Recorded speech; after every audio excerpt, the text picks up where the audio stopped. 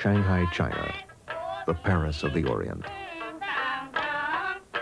In newsreels of the 1920s and 30s, life here looked fun, an exotic mix of East and West.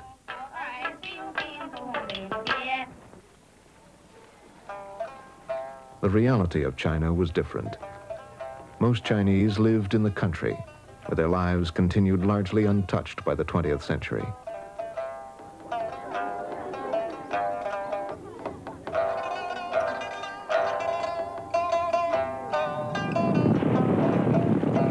But the people of China were about to be engulfed in years of violent conflict, years which would dramatically change their country and their lives.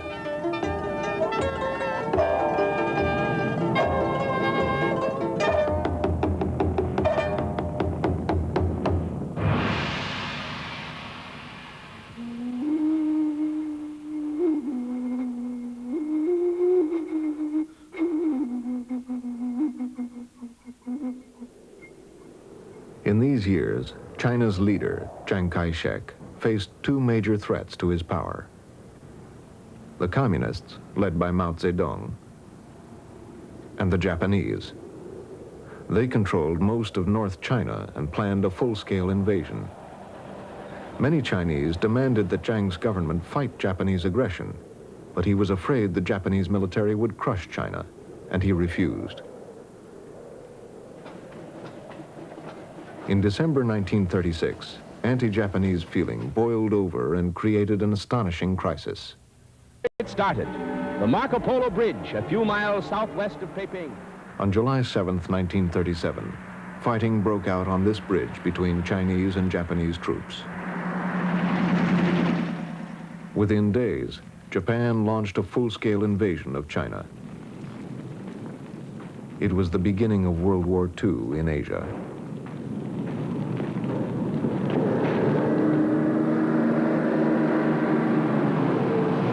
The Japanese easily overpowered united Chinese resistance. They took Beijing in days, and then Tientsin.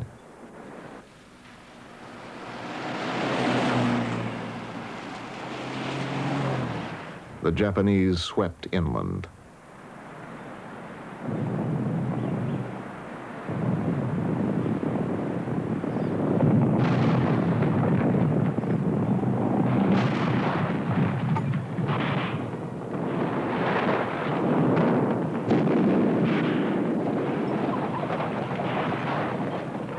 In October 1937, they arrived outside Meihua village, a few miles from these scenes.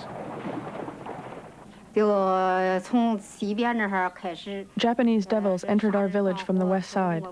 They started killing and burning their way through the village. They were just brutal.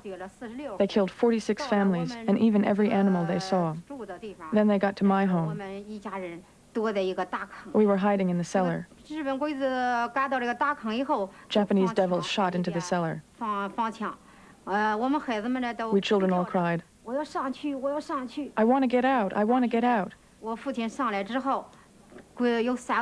When my father got up, 3 devils stripped him to the waist and tied him up.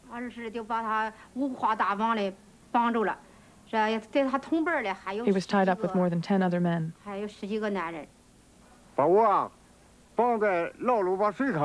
I was put in the pit. It was full of people. They'd been there a long time. The Japanese kept bringing more and more people. I was there for hours.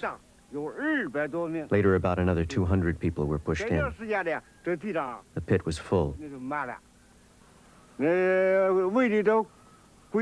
Bullets were whistling.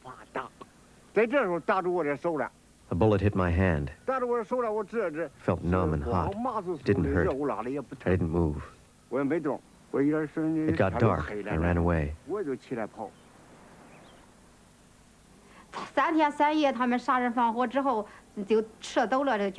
The Japanese killed and burned for 3 days and nights.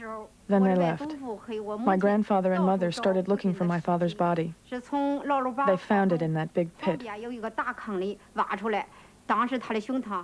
There were bullet holes in his chest. He was killed by the Japanese devils.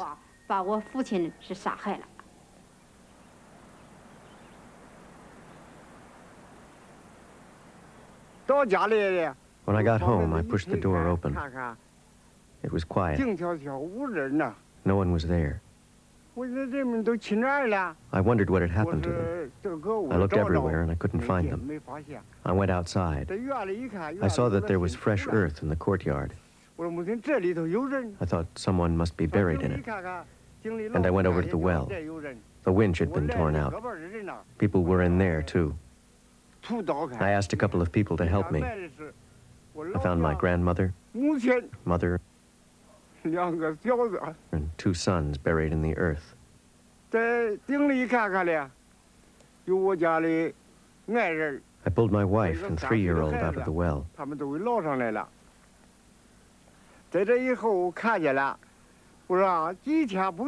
I hadn't seen them for just a few days. And now none of them could ever talk to me again. It was too horrible. I buried them. That's all.